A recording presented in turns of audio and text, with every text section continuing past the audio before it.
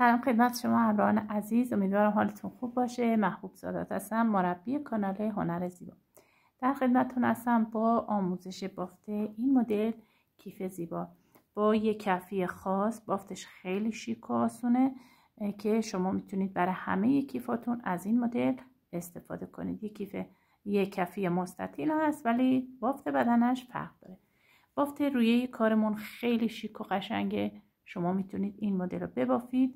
حالا توی هر سایزی میتونید این کیف رو بر خودتون ببافید.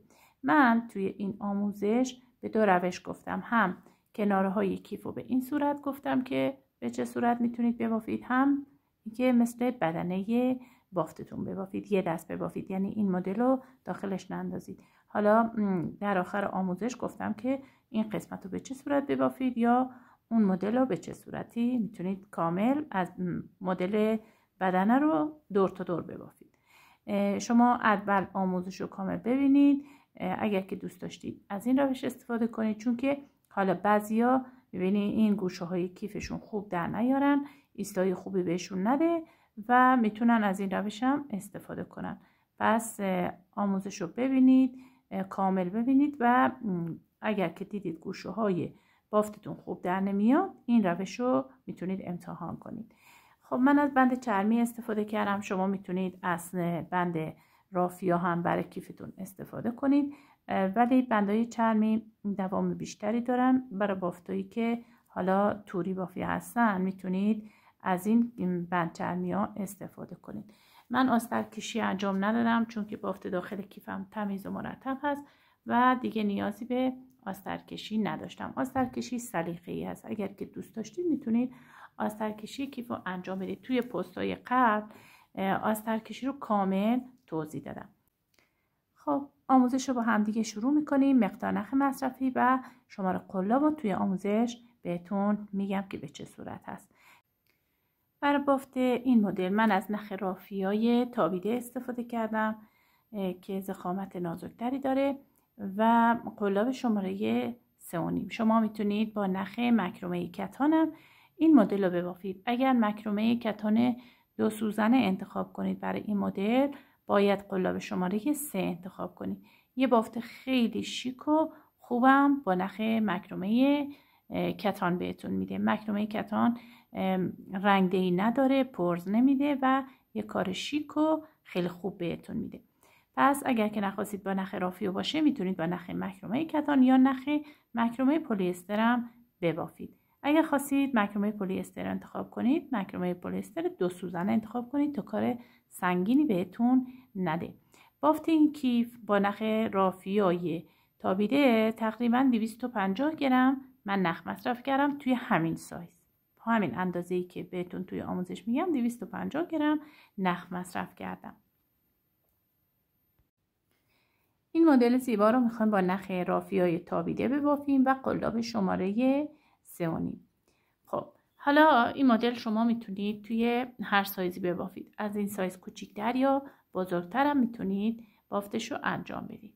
با قلاب شماره 3.5 یه گره روی قلابم ایجاد میکنم و شروع میکنم به زنجیره زدن. این همیشه پایه اول گفتیم اصلا به حساب نمیاد. این یه گره هست و از اینجا شمارش زنجیرهامو شروع میکنم. 1 2 3 4 5 6 7 8 9 10 11 12 13 14. ببینید شما میتونید از این سایز کوچیک‌تر هم ببافید. اگر که خواستید از این کوچیک‌تر باشه، میتونید تقریبا 13 تا زنجیره بزنید. خب من اینجا 14 تا زنجیره زدم. یه زنجیره هم برای برگشت کارم میزنم که میشه 15 تا زنجیره. خب دقت کنید. این یک کفی متفاوت داره که بافتش با بقیه کفی ها فرق میکنه. مدل بافتش، ما میخوایم مدل مستطیلی ببافیم ولی مدل بافت فرق میکنه. ببینید این حلقه‌ای که نخم داخلش گردش داره این به حساب نمیاد. از پایه دوم قلابم رو میبرم، یه نخ بیرون میارم بدون اینکه بافتی انجام بدم. دوباره از پایه بعدی قلاب میبرم، یه پایه میگیرم و این 3 تا نخی که روی قلابم دارم 3 تا رو با هم یکی میکنم. این اولین بافت من شد. دوباره ببینید اینجایی که من پایه آخرم بافتم، این قسمت یه پایه داخلش بافتم دیگه. دوباره میام از همینجا قلابم رو میبرم، یه پایه میارم بیرون، یه پایه هم از پایه بعدین بیرون میارم. دوباره شد 3 تا نخ روی قلابم. این 3 تا رو با هم دیگه یکی میکنم. من زوم کنم که شما بهتر ببینید. این قسمت، این پایه‌ای که پایه آخرم داخلش بافته بودم، اینجا دوباره قلابم رو میبرم، یه پایه از اینجا بیرون میارم. دست بگیرید روی نختون تا نخ از سر قلابتون بیرون نیاد. دوباره این پایه بعدی هم قلاب میبرم و به این صورت یه نخ بیرون میارم. 3 تا نخی که روی قلابم دارم 3 تا رو با هم یکی میکنم. دوباره از کنار همین پایه‌ای که بافته بودم اینجا یه پایه بیرون میارم، پایه بعدی هم یه پایه دیگه.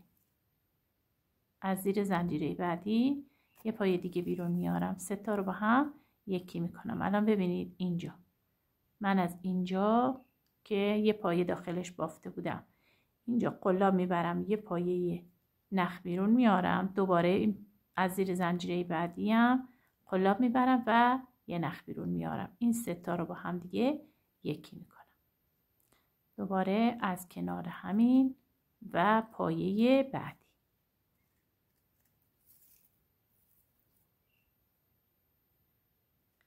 به این صورت، این کنار پایه آخرم، اینم از زیر زنجیره بعدیم، این 3 تا پایه رو با هم یکی میکنم. از کنار پایه آخرم و پایه بعدی اینو میبافیم تا دونه آخر. روی پایه آخر بگم که باید به چه صورت ببافیم. دوباره از همینجا و این پایه آخر به این صورت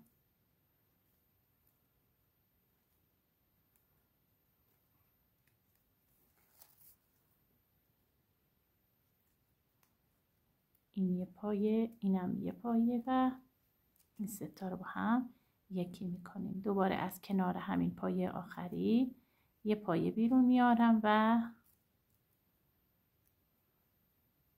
از اینجا، اینم از این پایه. درست شد؟ اینا رو همه با هم یکی میکنم.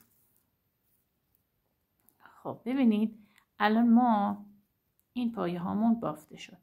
باید دونه هامون رو که شمارش میکنیم به اندازه دونه های اولیه زنجیره هامون باشه، به غیر از یه پایه زنجیره آخرمون. یعنی من اگر که 14 تا یا 15 تا پایه بافتم، حالا توی این قسمت باید 14 تا پایه داشته باشم. این پایه اول، زنجیره اول که برگشت بود که دیگه جز پایه هامون نمیشه.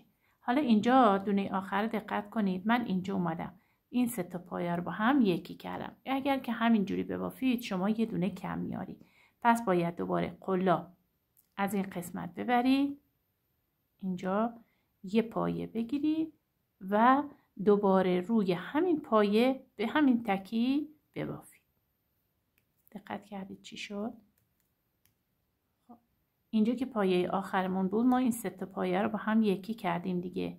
اینجا اگر که همینجور رها کنیم یه پایه کم میشه. ما باید دوباره از کنار همین، گفتیم ما هر کدوم از این پایه هامون 2 بار بافته میشه داخلش. پس ما الان این پایه یه بار بیشتر نبافتیم. دوباره قلاب میبریم، نخ بیرون میاریم و این 2 تا رو با هم یکی میکنیم. انگار یه پایه تکیم و این آخر بافتمون داشتیم. خب برای برگشت کارمون یه پایه زنجیره‌ای میزنیم و کارمون رو برمیگردونیم. خب حالا قبل از اینکه پایه رو برگردونید شما دونه هاتون رو شمارش کنید. هر تعداد دونه‌ای که داشتید از روی این گندمیاتون مشخصه. اینا میشه یه پایه، 2 تا، 3 تا به این صورت. این 2 تا خطه میشه یه پایه. اینجوری شما همه دونه هاتون رو شمارش کنید که به اندازه زنجیره های اولیتون بشه. برای رج بعدمون گفتیم کارو برمیگردونیم. اینجا یه زنجیره زدیم و کارو برگردونیم. حالا از همین قسمت اول، از اینجا، از این قسمت قلاب ببرید، یه نخ بیرون بیارید، بعد پایه بعدی از زیر دوتا این لپه یا دوتا گندمی قلابتون رو رد کنید. به این صورت یه پایه بیرون بیارید و بازم این ستا رو با هم یکی میکنیم. دوباره از این قسمت ببینید از زیر دوتا لپش بردم، نخ بیارید بیرون، از پایه بعدی هم یه پایه بگیرید و این ستا رو با هم یکی کنید. این مدل بافت یه بافت منسجم و خوب بهتون میده که یه کفیه محکم دارید. کفیه محکمی هست که ایستایی خوبی هم داره. پس از این روش میتونید برای کفیاتون استفاده کنید. این ستا رو یکی میکنید. دوباره یه پایه، اینم یه پایه.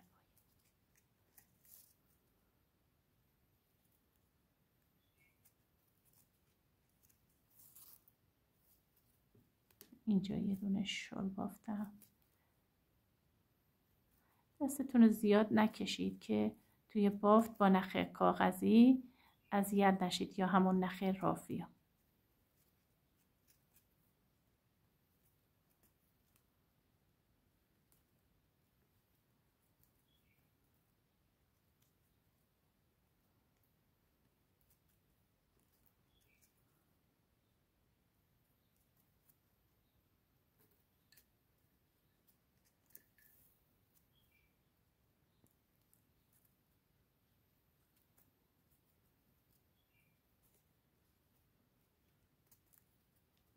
سه تا پایه با هم یکی میکنم. دوباره این پایه ها رو میگیرم. میخوام برسم به آخر رج بگم که دوباره این گوشه بافتتون به چه صورت بشه.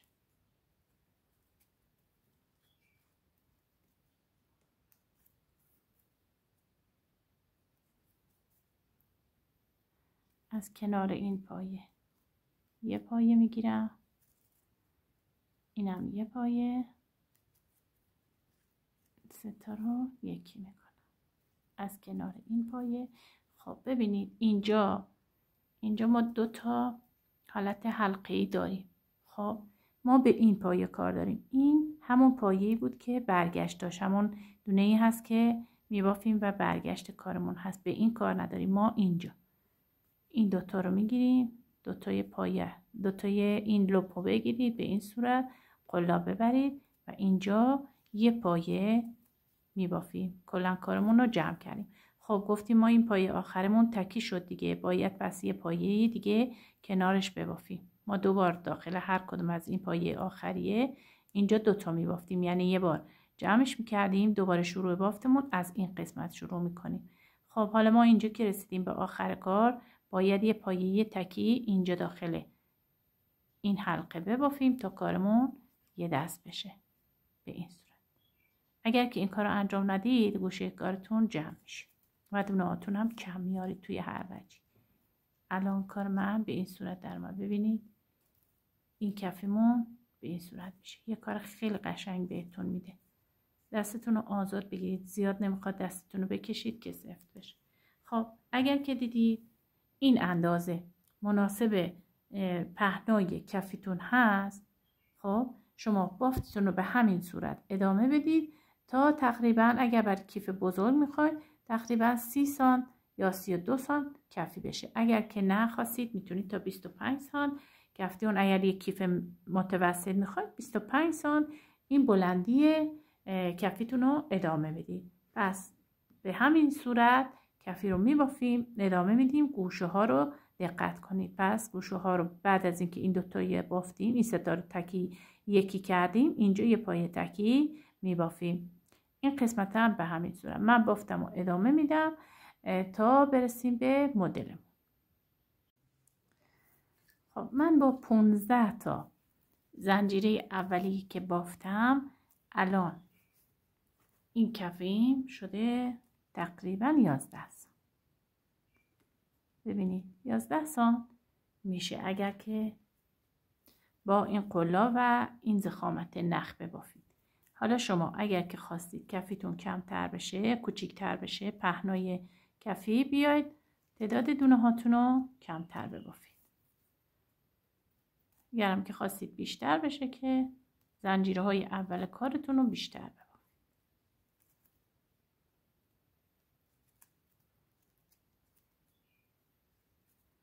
همون توی یکی دورج اول اندازه بگیرید، چون دستبافت هر کسی با هم فرق میکنه. توی دورج اول اندازه بگیرید. اگر که خواستید کارو کم و زیاد کنید دیگه باز کردنش زیاد مشکل نیست. همون اول کارو باز میکنید.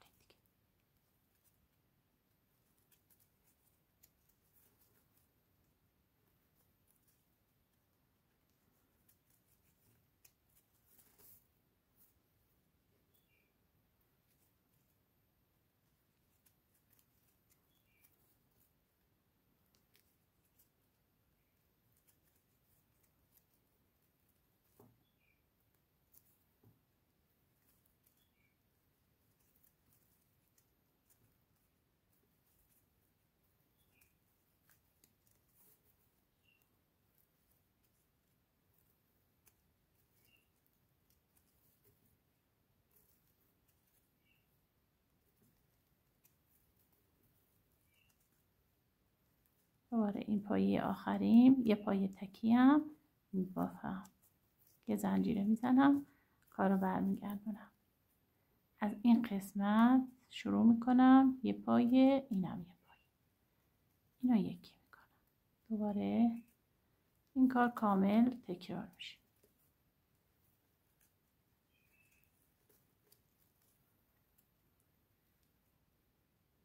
ببینید لبه های کار.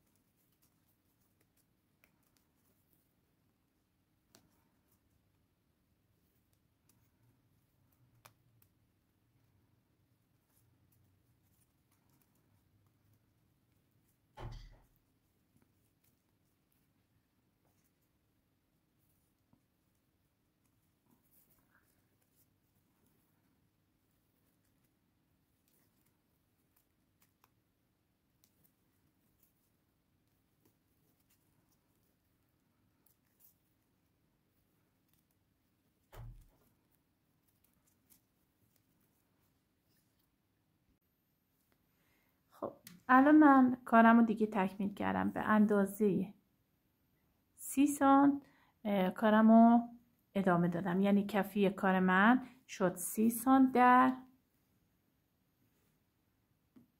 تقریبا 10 سانت و نیم هست. من 15 تا زنجیره زدم، شد 10 سانت و نیم که در از 14 تا زنجیره اصلی دارم. ببینید پایه های اصلی من 14 تا هست. خب حالا میخوایم مدل بدنمون رو روی کفیمون اجرا کنیم. به نکته هایی که توی بافت میگم حتما دقت کنید. تا براتون مشکل پیش نیاد. ببینید ما باید به 4 تا از این گوشه هایی که توی بافتمون هست پایه ها رو اضافه کنیم که حالت گردشی داشته باشه. ما این قسمت از بافتمون ببینید پایه های گندمی داریم. به این پایه ها میگیم پایه های گندمی. یعنی ما این دو تا لوپ رو با هم دیگه بگیریم میشه یه پایه. خب این قسمت کار به چه صورته؟ ما طول داریم و عرض کار داریم. این قسمت بافتمون دو طرف از بافتمون به این صورتی که پایه های گندمی نداره و نمیشه مشخصش کنی که کدوم پایه گندمی است. ما باید قلابمون رو از زیر این پایه ها رد کنیم. ببینید ما اینجا یه پایه داریم، اینجا یه فضا داریم که اگر خوب دقت کنید، بذارید زوم کنم، ببینید اگر خوب دقت کنید این دوتا میشه یه پایه گندمی ما اینجا. خب این میشه یه پایه گندمی، در اصل این یه پایه هست. یه پایه دیگه کارمون کدومه؟ این کاری که حالت گره داره ها، اینجا یا حالت حلقه یا حالت گره روی بافتمون هست اینجا. اینم از این قسمت باید قلابتون رو ببرید. ببینید اینجا از این قسمت این قلاب رو میبرید میشه یکی از پایه های ما. این قسمت هم میشه یکی از پایه های ما. پس ما توی این قسمت کارمون باید پایه هامون رو اینطوری پیدا کنیم. این یکی، این که حالت گره داره اینجا، این حالت گره داره زیرش یه حلقه کوچولو هست، اینجا رو با قلاب ببرید میشه دوتا.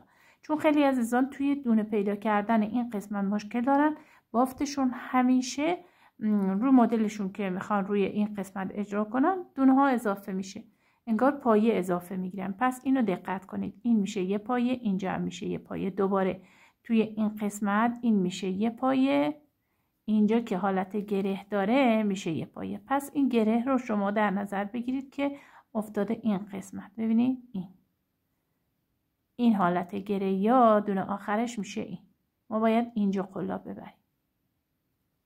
خب متوجه شدید انشالله. خب پس یکی از پایه هامون میفته روی این گره، یکیش میفته این قسمت، یکی از پایه ها اینجا، یکیش اینجا. پس اینو مد نظرتون بگیرید. خب پس یکی از پایه های بافتمون میشه این قسمت، یکی از پایه های بافتمون میشه این قسمت که حالت گره داره. خب پس اینجا و اینجا، یعنی این حالت گرهه پایه گرهی آخرش میشه یکی از پایه های بافتمون. اینو دقت کنید چون خیلی از خانم‌ها اینجا که میبافن همیشه دونه هاشون اضافه میاد، چون پایه اینجا اضافه میگیرن، به خاطر همین توی بافت مشکل دارن. خب ما به این قسمت از کارمون که رسیدیم، حالا بیایم 1 2 تا زنجیره میزنیم، کارمون رو برمیگردونیم. 2 تا زنجیره زدیم، کار رو برگردوندیم، نخ میدیم روی قلابمون. اینجا گوشه بافتمون هست، ما باید حالت 2 تا پایه‌ای داشته باشیم. پس این میشه، این زنجیره میشه یکی از پایه های ما. نخ بدید روی قلاب این قسمت، همین جایی که پایه زنجیره‌ای بافته بودید. ببینید اینجا از زیر این حفره یه نخ بیرون میاریم. الان 3 تا نخ روی قلابمون داریم. دستتون رو بذارید روی این نخ، دوباره از پایه بعدی یه نخ دیگه بیرون بیارید به این صورت. حالا بیاید این 3 تای اول رو یکی میکنیم، این 2 تای بعدی هم توی یه مرحله دیگه یکی میکنیم. بافتمون به این صورت در اومد. ببینید گوشه بافتمون اینطوری شد. حالا یه زنجیره میزنیم دیگه. ما با این پایه و پایه بعدی هیچ کاری نداریم، یعنی بافتی روش انجام نمیدیم. داریم این 2 تا پایه دیگه کار نداریم. ما قلابمون رو میبریم داخل این پایه، اینجا یه نخ بیرون میاریم. الان 3 تا نخ روی قلابمون داریم. دست بذارید روی نخ آخر، دوباره قلاب ببرید پایه بعدی، یه نخ دیگه بیرون بیارید. حالا این 3 تای اول رو با هم دیگه یکی کنید. توی مرحله دیگه این 2 تا هم یکی میکنید. یه زنجیره هم میزنید. دوباره نخ بندازید روی قلاب. با این پایه ها کار نداریم، با این پایه. خب این یه پایه میاریم بیرون، اینم یه پایه. این سه تا رو با هم یکی میکنیم، این دوتا هم یکی میکنیم. دوباره یه زنجیره بزنید که فاصله بین بافتتون بشه. نخ بندازید روی قلاب. از این قسمت ببینید اینجا دیگه کاری نداریم. از اینجا این یه پایه، پایه بعدی هم یه پایه. این سه تا رو با هم دیگه یکی میکنیم توی یه مرحله. مرحله بعدم این دوتا رو یکی میکنیم و یه زنجیره هم اضافه بهش میزنیم. دوباره اینجا دیگه ببینید این خودش یه پایه‌ای که بافته شده و تکمیل شده. ما دیگه با اینا کار نداریم. یه پایه از این قسمت بیرون بیارید، یه پایه هم از اینجا. این سه تا رو با هم یکی کنید، این دوتا هم با هم یکی کنید. یه زنجیره هم برای فاصله بافتتون انجام بدید. ببینید پایه ها رو حتما باید این زنجیره ها بزنید.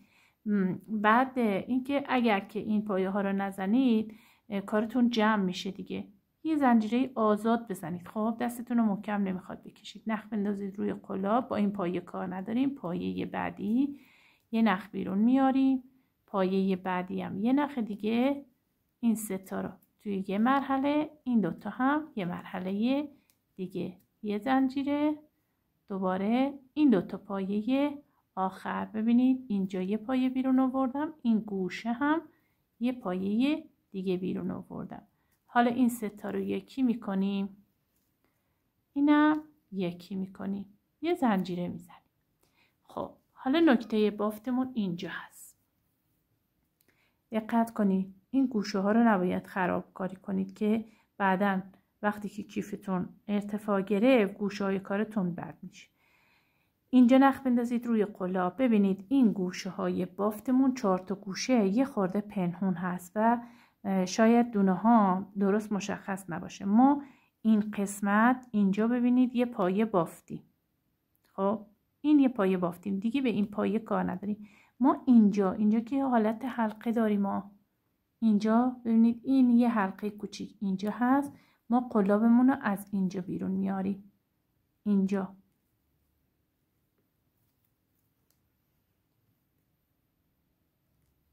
از این قسمت ای بابا اینجا حلقه‌ایه که کار رو برمیگردوندیم. ببینید اینجوری از اینجا قلابتون رو ببرید از زیر این حلقه، اینجا یه پایه میگیریم.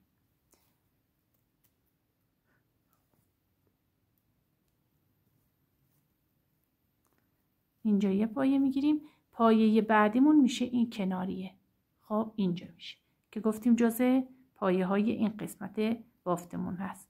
دوباره از اینجا هم یه پایه میاریم بیرون و این سه تا رو با هم یکی میکنیم، نه یکی میکنیم. پس دقت کردید که این گوشه بافتمون به چه صورت بافتیم. حتما اگر که این پایه بافته نشه، این حلقه کوچیک اینجا بافته نشه، اینجا کارتون خوب در نمیاد، کشدار میشه و کار بد در میاد. خب پس یه زنجیره بزنید. دوباره بیاد این قسمت ببینید ما گفتیم توی این قسمت یه پایه حلقه‌ای داریم که اینجا بود، یه حلقه داشتیم و یه پایه اصلی داشتیم، یه گندمی داشتیم. حالا ما قلابمون رو از این قسمت میبریم دیگه، اینجا کار نداریم. اینجا که حلقه‌ای بود، از اینجا یه پایه بیرون میاریم، از زیر این گندمی هم یه پایه دیگه بیرون میاریم. حالا این سه تا رو با هم یکی میکنیم، این دوتا هم با هم یکی میکنیم. نخ بندازید روی قلاب. الان این پایه من بافتم، اینجا که حالت گرهی داره ببینید اینجا من باید یکی از پایه هامو اینجا بیرون بیارم. قلاب از این قسمت میبرم، اینجا یه پایه، این کناریش که حالت گندمی داره اینم یه پایه بیرون میارم. من همینطور حالت چی گذاشتم، زوم کردم فیلمو که براتون پایه ها کامل مشخص باشه. دوباره ببخشید من اینجا زنجیره کارم و بین بافتم زنجیره نزدم، پس اینجا یه زنجیره میزنم. دوباره مدلم رو اینجا میبافم.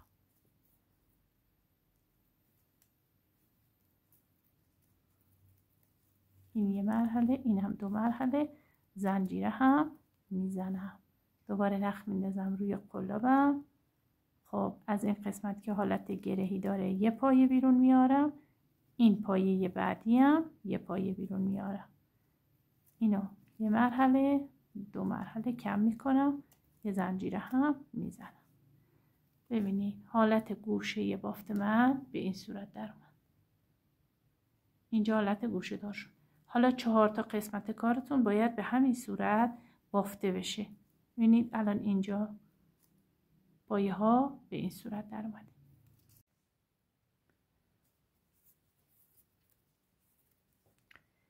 دوباره نخ میندازیم روی قلابمون از این قسمت. ببینید از این حفره که حالت گره داره از زیرش قلابمون رد میکنیم، این نخ رو نگه میداریم، دوباره از زیر این پایه قلاب میبریم. حالا این 3 تا نخ رو یکی میکنیم، یه مرحله دیگه هم این 2 تا رو یکی میکنیم، یه زنجیره هم میزنیم. دستتون رو یکم آزاد بگیرید که بافتتون کشیده نشه. دوباره اینجا دیگه ببینید این پایه کاری نداریم، ما این پایه انتخاب میکنیم، نخ میگیریم، این نخ رو نگه دارید و یه پایه دیگه ببافید، این 3 تا رو با هم یکی کنید، یه زنجیره هم بهش فاصله بدید. دوباره ببینید این حفره کار دیگه نداریم. اینجا این قسمت یه پایه از زیر این گره گرفته میشه، یه پایه هم از زیر این گندمیه.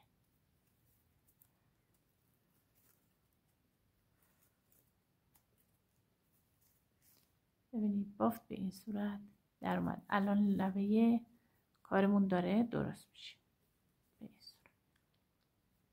خب اینو تا آخر رج ببافید، یعنی تا این قسمتی که هنوز شروع این گندمیامون نشده، این قسمت از گندمیامون تا اینجا من ببافم، دوباره بگم که چیکار کنیم. خب من این پایه ها رو بافتم تا این قسمت. به این قسمت آخر کار که رسیدم، ببینید این پایه دیگه کار نداریم، این 2 تا پایه دیگه بافته شده. ما این 2 تا پایه دیگه داریم، این حلقه‌ای و این گندمیه. این پایه و اینم پایه گندمی. این 2 تا رو مثل قبل می بافم. اینجا هم پایه مرحله آخر یه زنجیره هم میزنم. حالا ببینید ما برای این قسمت از کارمون حالت برگشتی داریم، میخوایم گوشه کارمون رو درست کنیم و روی این گندمی ها بیام پایه ببافیم. حالا چیکار میکنیم؟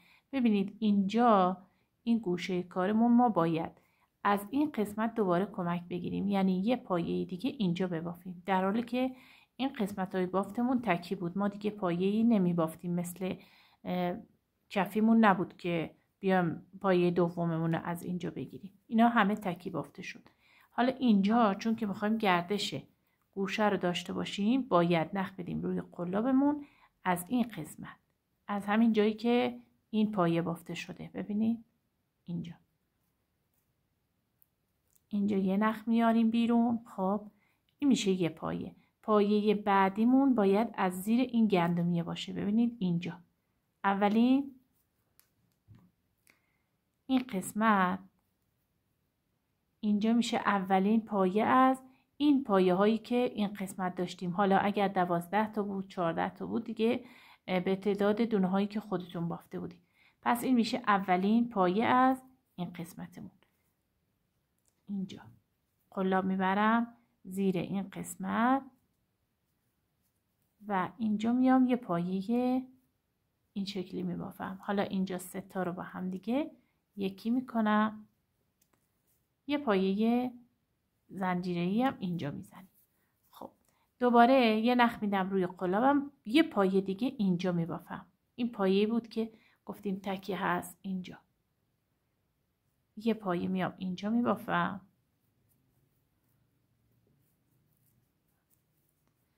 دوباره یه نخ از این پایه بعدی میگیرم. پایه بعدی میشه این. خب ببینید اینجا میشه پایه بعدی من. حالا شما روی بافتتون اولین پایه‌تون رو پیدا کنید. در اصل این میشه این پایه‌ای که داریم. این سه تا رو با هم یکی میکنیم، اینم با هم یکی میکنیم، یه زنجیره میزنیم. ببینید این گوشه کارمون حالت جفتی پیدا کرد. خب این قسمتمون که پایه های گندمی داشتیم کامل کردیم. ببینید الان رسیدیم به دونه آخر. اینجا میشه پایه آخر این قسمت از بافتمون. نخ میندازیم روی قلاب، این پایه آخری قلاب میبریم، یه پایه نخ بیرون میاریم. پایه بعدیمون میشه این گوشه کار. ببینید اینجا من زوم کنم، میشه این قسمت که میشه گوشه بافتمون. ما گفتیم 4 تا گوشه داریم دیگه، اینم یکی از گوشه های ما هست. خب دوباره نخ قلاب ببرید زیر این پایه و اینجا یه نخ بیرون بیارید. حالا پایه همونو میبافیم. خب حالا ما گوشمون یه پایه بیشتر نداریم، الان این پایه فقط هست. گفتیم باید جفتی بشه که کارمون حالت برگشتی داشته باشه و این قسمت یه حالت هلال به خودش بگیره. دوباره نخ میندازیم روی قلابمون. این قسمتی که پایه بافته بودیم دوباره از همین جا، یعنی از این پایه ما کمک میگیریم و پایه های بافته گوشمون رو جفتی میکنیم. از اینجا یه نخ بیرون میاریم، بعد زیر این پایه دوباره این اولین پایه میشه از این بافت قسمت دیگه ای از کفی ما.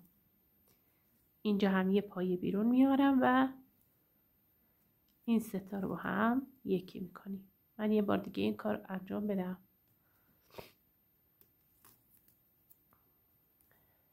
ببخشید من اینجا زنجیره هم فراموش کردم. این قسمت ما اومدیم اینجا، اومدیم یه پایه بافتیم که پایه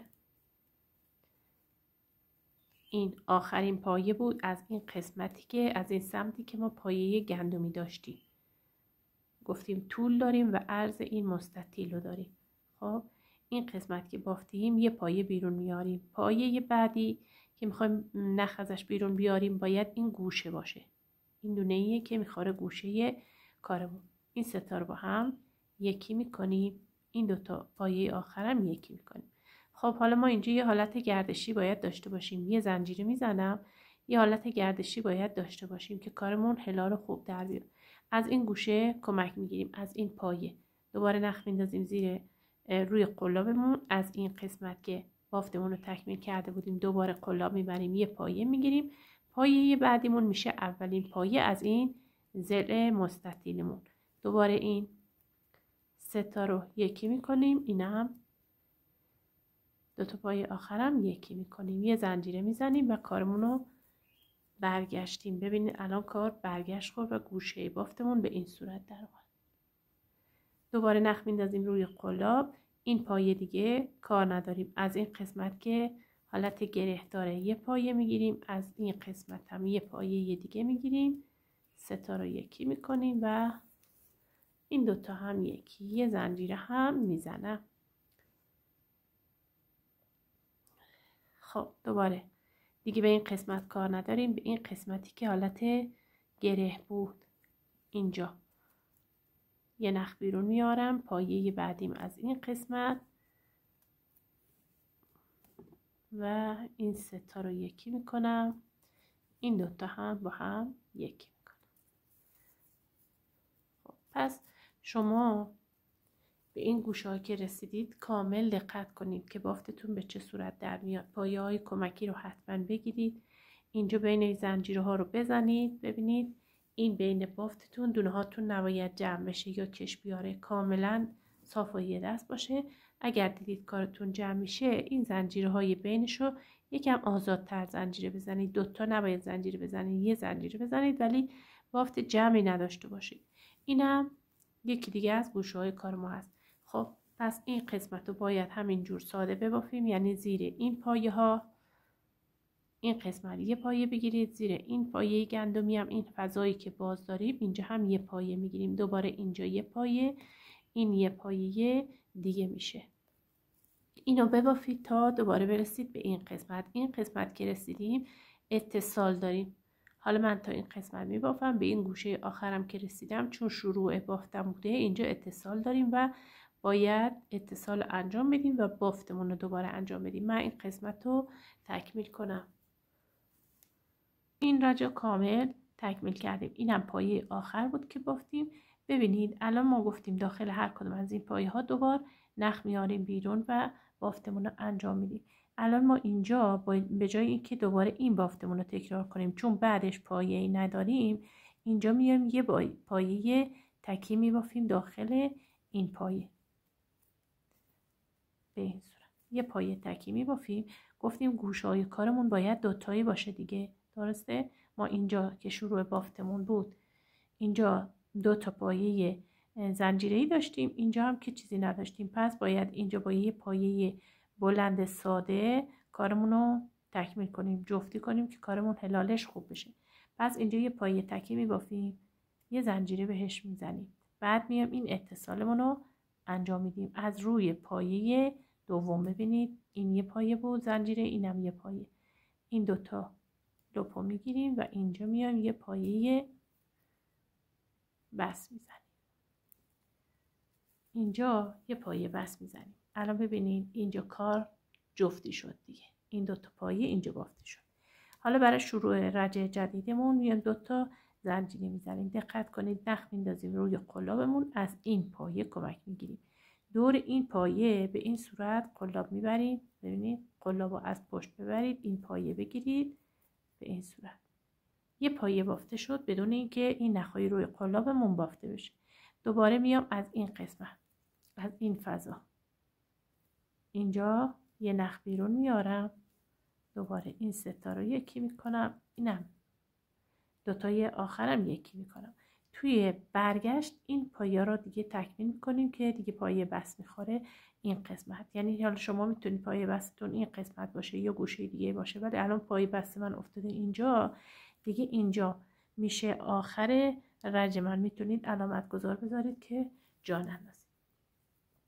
خب یه زنجیره میزنیم، کارمون رو به این صورت برمیگردونیم. توی بافت بدنه ما از داخل هر کدوم از این پایه ها 2 بار باید نخ رد کنیم. یعنی به این صورت نخ میندازیم روی قلابمون، اینجا یه پایه بافته شده، دوباره قلاب میبریم همین قسمت، یه نخ بیرون میاریم، این 3 تا رو روی قلابمون نگه میداریم، دوباره میایم از این فضا هم کمک میگیریم، از اینجا یه نخ بیرون میاریم، این 3 تا رو با هم یکی میکنیم، این هم با هم یکی میکنیم، یه تک زنجیره هم میزنیم، دوباره نخ میدیم روی قلابمون، قلاب میبریم داخل همین فضا، اینجا یه پایه، فضای بعدی هم یه پایه بیرون میاریم، این 3 تا رو با هم یکی میکنیم، به این صورت یه زنجیره هم میزنیم. دوباره برای مدل دونه بعدیمون دوباره باید بیایم داخل همین فضا، به این صورت یه نخ بیرون میاریم، اینم یه نخ بیرون میاریم. در اصل این طرف و این طرف این پایه که از رجع قبلمون بود باید بافته بشه. توی هر بافتی باید این 2 تا قسمت بافته بشه. دوباره یه تک زنجیره میزنم، نخ میدم روی قلابم، دوباره قلاب میبرم داخل همین فضا. این دومین باره که دارم این فضا رو میبافم. یه پایه هم از این طرف میگیرم، این 3 تا یکی، اینم یکی، دوباره یه تک زنجیره از همین فضا دوباره قلاب میبرم، اینجا هم به این صورت پایه هامو 3 تا رو یکی میکنم، یه تک زنجیره هم میزنم. ببینید بافت به این صورت. شما این گوشه ها رو دقت کنید که دونه کم نیارید، این قسمت ها رو شمارش کنید، این پایه ها نباید توی هر رجع کم بشه، پس پایه هاتون باید اندازه همدیگه باشه. کلا بافت بدنه به همین صورته، یعنی ما روی هر کدوم از این پایه هامون در از بالای این پایه یه پایه دیگه بافته شده. ببینید بالای هر کدوم از این پایه هامون یه پایه بافته شده. داخل هر کدوم از این فضاها 2 بار نخ رد کردیم، یه بار برای بافت این پایه، یه بار برای بافت این پایه. از 2 تا قسمتش ما از این قسمت زنجیره ایمون کمک گرفتیم و بافتمون رو انجام دادیم. دوباره یه پایه از اینجا بیرون میارم، یه پایه هم از اینجا، این 3 تا رو یکی میکنم. یه تک زنجیر هم میزنم دوباره داخل همین فضا و این قسمت که گوشه افتاد اینجا یه بافت انجام میدم، یه تک زنجیره، همینجا دوباره پایه نخ بیرون میارم، از اینجا هم یه نخ بیرون میارم، این پایه ها رو میبافم، این سه تا یکی یه زنجیره، دوباره به همین صورت. کلا بافتمون تکراریه. ببینید الان گوشه بافت ما اینطوری شد، کاملا حالت گوشه گرفته. خب اینم که میشه اول رج و پایان رج قبل. خب این مدل بدنه به همین صورته. کلا تا هر اندازه‌ای که خواستید ارتفاع کیفتون بشه باید مدل رو به همین صورت ببافید. هیچ جا پایه ها را کم یا زیاد نکنید. این اتصال رو دقت کنید، درست انجام بدید که توی بافتتون کار تمیز در بیاد. من یه خورده از کار رو میبافم دوباره به اتصال برسم، اتصال این قسمت رو بگم که به چه صورت.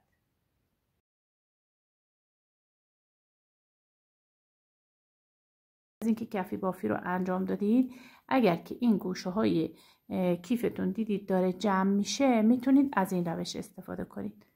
من این روش رو بافتم که شما میتونید این روش رو ببافید دیگه گوشه های کیفتون جمع نمیشه و اینجور بالا وای نمیسه. یک کیف کاملا صاف و یه دست دارید گوشه های کیف، این پایه های دوتایی بافتید. ما بافت بدنمون کلا این مدلی هست. من توی آموزش گوشه های بافتم به این مدل آموزش دادم. خب حالا اگر که خواستید به این روش هم ببافید، من در پایان آموزش گفتم که این گوشه های بافتتون رو به چه صورت ببافید. اگر دوست داشتید این مدلی بشه که اگر دیدید لبه های کیفتون این قسمت رو، خب اول بافتتون بعد از اینکه کفی بافی رو انجام دادید، اگر که این گوشه های کیفتون دیدید داره جمع میشه میتونید از این روش استفاده کنید.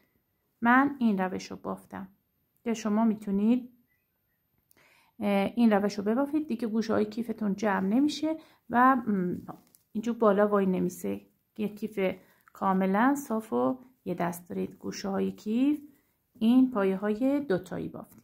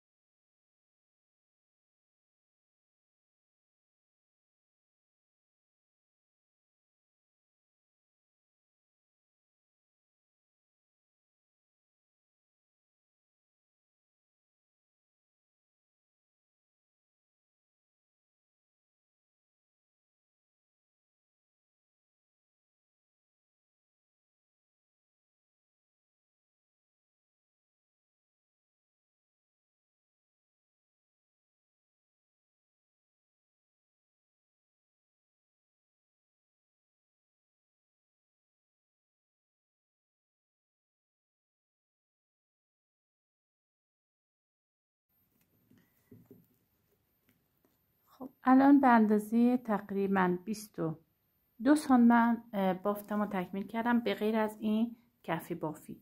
یک کفی بافیمون گفتیم 11 سانت بود. خب شما حالا این ارتفاع کیف سلیقه‌ای از هر اندازه‌ای که خواستید میتونید این مدل رو ببافید تا هر اندازه که دوست داشتید. اینجا به پایان کار که رسیدید بست آخر کار رو بزنید به این قسمت.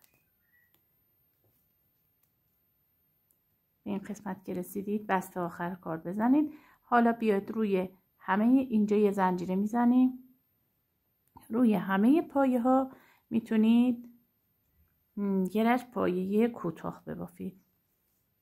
داخل این پایه های زنجیره‌ای یه پایه کوتاه میبافیم، روی این پایه ها یه پایه کوتاه، دوباره داخل این پایه زنجیره‌ای یه پایه کوتاه، روی پایه ها یه پایه.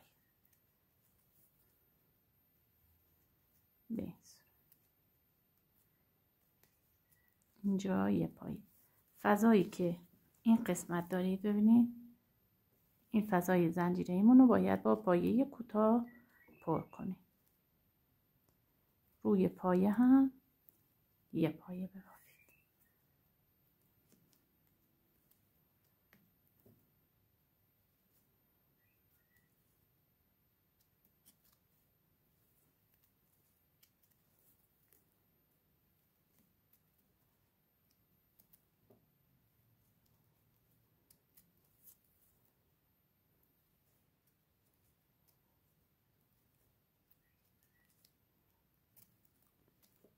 به این صورت بافتتون دور تا دور کار انجام بدید تا برسید به این قسمتی که بست کار میزدید و کار جمع میشد.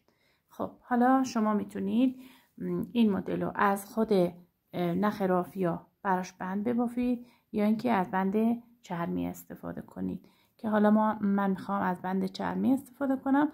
کارم که تکمیل شد بند چرمی هم نصب میکنم. خب من کیف کامل بخار دادم. ببینید یه بافت تمیز و شیک میشه. وقتی که اتو میکنید کار قشنگتر میشه. خب حالا شما کیفتون رو کامل روی هم بذارید. میتونید از این قسمت اینجا رو اندازه بگیرید. ببینید من اینجا با این پایه دوتایی یکی میکنم، بعد این دونه ها رو میشمارم. حالا اگر خواستید اندازه بگیرید میتونید از این پهلو تا این پهلو اندازه بگیرید و یه قسمت رو بذارید برای بند کیفتون. 1 2 3 4 من روی پایه پنجم میخوام به این صورت بند کیفمو بدوزم.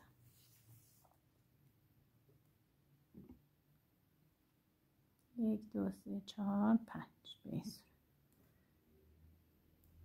اینجا میتونید این قسمتی که ساده بافی کردید که یه خورده دوامش بیشتره شما اینجا رو بذارید که پایه اول دوختتون بیافته روی این پایه بالاییه. پس با سوزن نخ از این سوزن‌های پلاستیکی داشته باشید.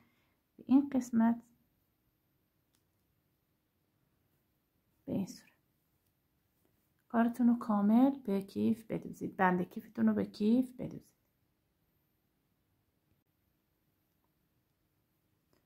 به حالت ضربدری بدوزید تا کارتون قشنگ بشه. من نخ و دلا کردم چون که این قسمت های بافتم باز هست و نخ کامل از داخلش رد میشه دیگه، ولی وقتی نختون دلا باشه یه خورده محکم تر.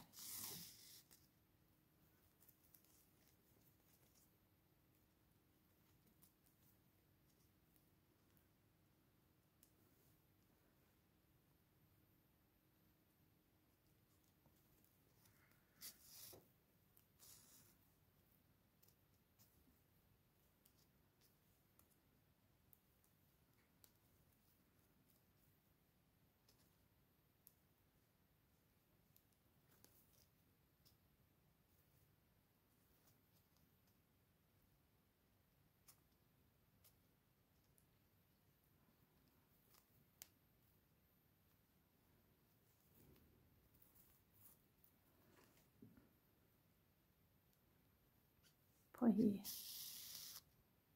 بعدی هم به همین صورت این نخاتون رو صاف کنید تا روی کار قشنگ بشه.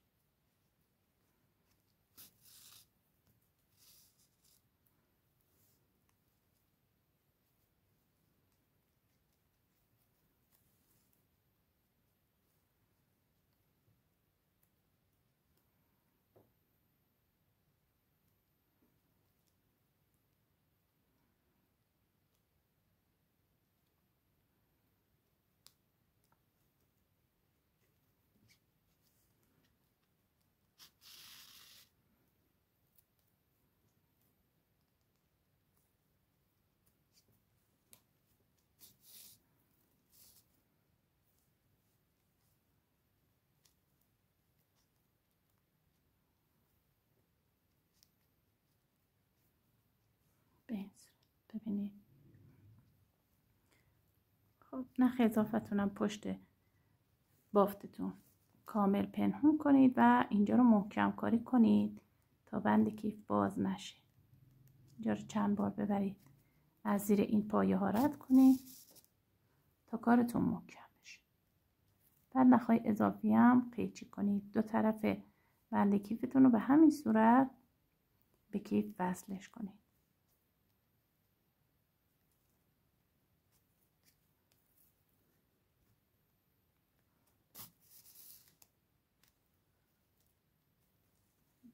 ببینید پشت کارم تمیز و مرتب در بیارید تا کارتون خراب نشه.